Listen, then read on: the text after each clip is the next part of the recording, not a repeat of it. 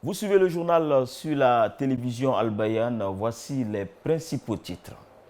Le coup d'envoi des festivités marquant les 20 ans de Radio Al-Bayan aujourd'hui est lancé par le directeur général Imam Cissé Djigiba Abdallah, le parrain Eladj Samba Koulibaly et l'ambassadeur Thiam Mokoudi du conseil d'administration. Les temps forts en début de journal. En santé, l'ONG SIAC, le centre islamique Ashab al-Kaf, s'engage dans la lutte contre les maladies métaboliques et pérennes. Elle a initié une journée de dépistage gratuite en faveur des populations de Koumassi. Et puis hors de nos frontières, les chefs des diplomaties russes et maliennes réaffirment leur volonté de poursuivre le partenariat militaire entre les deux pays argants d'un risque terroriste renforcé par le retrait partiel des troupes françaises. Nous sommes le 6 Rabi Ossani 1443 Hégire, jeudi 11 novembre 2021. Toutes nos excuses avec lesquelles nous démarrons ce journal. Parlons du 11 novembre 2001, 11 novembre 2021. Cela fait exactement 20 ans jour pour jour que Radio Al-Bayan, la radio nationale islamique Al-Bayan, est née.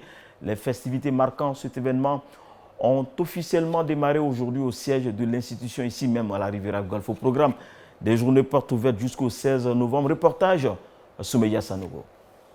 20 ans de péripéties, d'efforts et de patience, 20 ans à la contribution de la paix, l'éducation des masses et au développement. Aujourd'hui, tout le monde était présent pour voir ce bébé qui a atteint l'âge de la majorité. Une grande joie pour le personnel. Le directeur général, l'imam Cissé Djigiba, n'a pas manqué de montrer à son auditoire. Mesdames et messieurs, nous devons être fiers de notre radio pour ce travail abattu durant ces 2 décennies.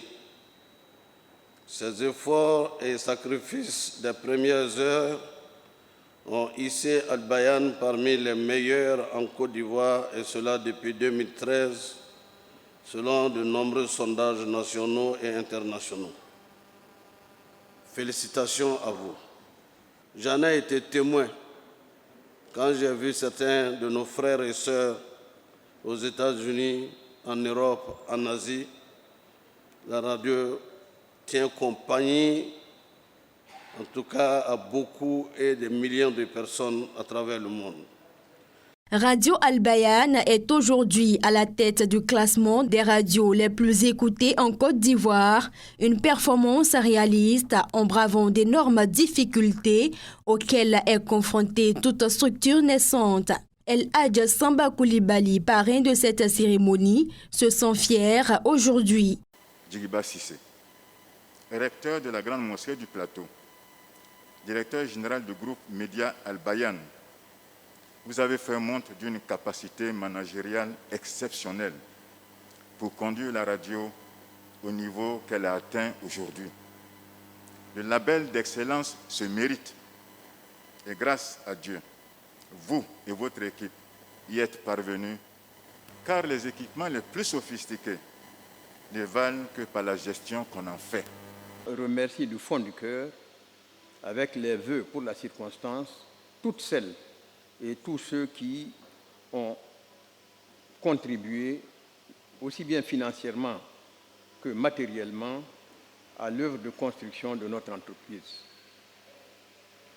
Et cette entreprise est une entreprise d'éducation, de communication au service de notre pays pour la paix et la cohésion sociale. Faut-il le rappeler, tout ceci s'est fait grâce à l'unité de la communauté, à la mobilisation des fidèles et au travail de qualité de l'équipe que dirige le directeur général, l'imam Cissé Djigiba.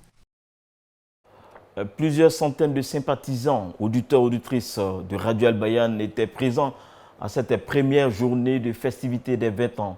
Nos reporters ont recueilli quelques réactions. Un sentiment de fierté parce que nous-mêmes, on ne savait pas que les 20 ans là allaient nous trouver là, mais par la grâce de Dieu, nous sommes là et nous ferons toujours ce que nous pouvons pour la bonne marche de cette radio, parce que cette radio, moi, c'est ma raison de vivre.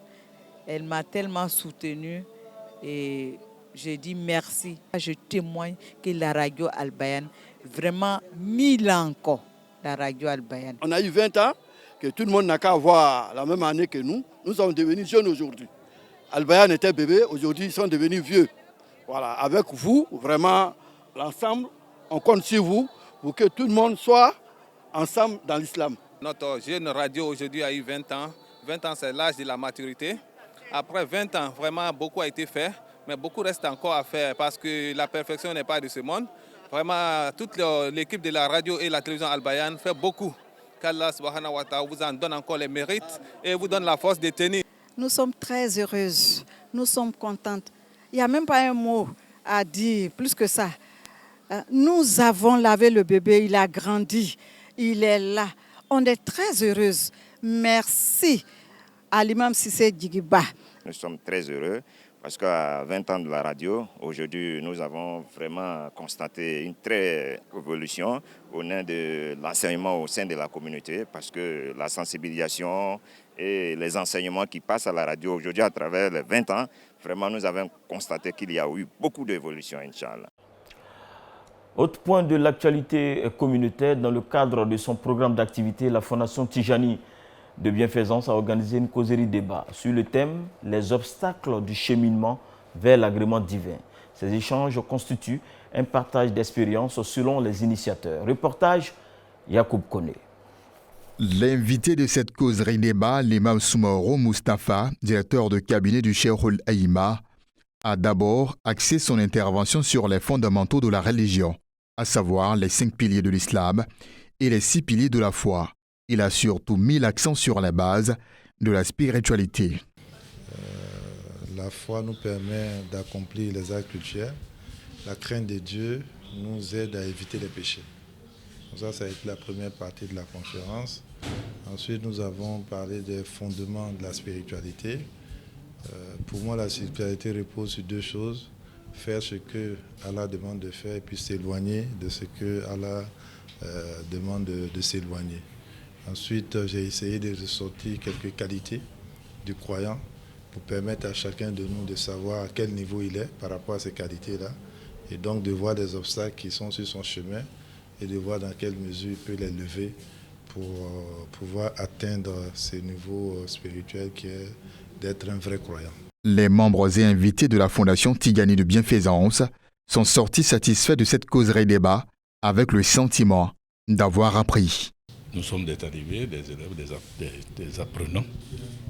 Et dans le cheminement, il est bon de comprendre, il est bon de savoir qu'est-ce qui peut constituer des obstacles dans la voie vers Allah. Puisque les écoles spirituelles en islam ont pour but essentiel de parfaire le musulman. On a toujours beaucoup à apprendre, on a toujours à se corriger. Et aujourd'hui, l'imam Soumaoro a parlé des qualités d'un bon musulman. Il a parlé de ce que c'était que la foi. Il a parlé de ce que c'était que la crainte de Dieu. Et puis moi, j'en sors très instruite et qu'il en soit remercié. La Fondation Tigani de Bienfaisance existe depuis le 3 février 2007 et a pour président El Hadj Draman Konaté. Le partage est une valeur prônée par cette fondation à travers ses activités. La célébration du Maoulid, l'anniversaire de la naissance du prophète Ali Satou Wassalam, se poursuit dans nos communautés. La grande famille Kamatela a célébré ce Maoulid le 25 octobre dernier. Suivant le reportage de Djumandé Bouaké et Sissé Lachika. La célébration du baptême du Maoulid pour la famille Kamatela à Odiéné est une occasion pour celle-ci de manifester non seulement sa considération suprême pour le prophète de l'islam, mais aussi pour l'amour qu'elle éprouve pour sa terre ancestrale. On est venu au village pour l'amour du village et pour l'amour de notre prophète Mohammed sallallahu alayhi wa sallam. Nous prions Allah qu'il donne vraiment la baraka vraiment à Odiéné et tous les habitants de Odiéné et toute l'habitant de Denguélé. Une opportunité de retrouvailles fraternelles entre les filles et fils de la grande famille Kamatela avec les siens et de renforcement de cohésion sociale accompagné de vœux et de prières pour la région du Denguélé. Les fidèles musulmans sont venus partout d'ailleurs. Nous avons eu plus de 1000 invités comme cela se fait chaque année ici devant la mosquée. Et c'est une séance de prière. Nous prions pour tous nos défunts qui nous ont précédés dans l'au-delà. Et nous prions également pour nous les vivants, de sorte que tous nos vœux soient exaucés. C'est dans la gaieté et la ferveur spirituelle que les festivités de la célébration du baptême du Maoulid, édition 1443 de l'Hégire 2021, se sont achevées dans la grande famille Kamatela. Le deuxième titre de ce journal, l'ONG SIAC, Centre islamique Ashabul Kaf de Koumassi zone industrielle, s'engage dans la lutte contre les maladies métaboliques et pérennes. Elle a organisé le 6 novembre dernier une journée de dépistage gratuite en faveur des populations de Koumassi. C'est à la mosquée Maoula, à la zone industrielle de la dite commune. Ahmed Bakayoko, Djomande Chérif. Méconnus des populations locales, les hépatites sont causées par des virus altérant le foie. Ces derniers s'introduisent dans le corps par le sang, le contact sexuel, voire la salive ou le lait maternel. C'est pour instruire les populations sur la dangerosité de ces maladies afin d'endiguer ces effets néfastes que s'est déroulée cette opération. La Côte d'Ivoire est un pays de forte endémicité en ce qui concerne l'hépatite virale B, qui est de 13%. Supérieur donc 6 fois au taux de prévalence du VIH-Sida. Et le taux de prévalence de l'hépatite C est de 3%, vous voyez, encore même supérieur à celui du VIH. Et les hépatites sont des maladies méconnues des populations. Les populations ne savent pas ce que c'est que les hépatites, les modes de contamination, les complications qui sont graves, la cirrhose et le cancer du foie, et donc sont exposés à cette maladie grave et mortelle. Selon le directeur du département de la santé de l'ONG SIAC, El Hadj Meme Diallo, le dépistage est l'un des recours les plus fiables pour atténuer les effets de ces affections chroniques. Voilà, comme on sait que c'est des maladies qui sont difficiles de la prise en charge, donc quand on décèle un peu plus tôt, ça facilite la tâche. Voilà, donc le message qu'on a pour la population, c'est de les inviter à venir, de ne pas avoir peur. Et c'est des mots qui ont des traitements. Voilà, quand c'est su tôt, on peut les traiter. Mais quand on n'a pas su tôt, alors le traitement devient compliqué. L'ONG SIAC se joint aux efforts du gouvernement ivoirien en menant des actions sociales afin de réduire le taux de mortalité. Dernier élément de ce journal, l'actualité internationale nous conduit en Afrique du Sud, au Mali, en Éthiopie et en Algérie, compilé par nos confrères de la VOA. En Afrique du Sud, le dernier président blanc, Frédéric de Klerk, est décédé à l'âge de 85 ans. De Klerk, connu pour avoir officiellement mis fin à l'apartheid et libéré l'icône Nelson Mandela, avec qui il a partagé le prix Nobel de la paix, est décédé au Cap d'un cancer des poumons. La Russie et le Mali ont réaffirmé leur volonté de poursuivre leur partenariat militaire, arguant d'un risque terroriste renforcé par le retrait partiel des troupes françaises.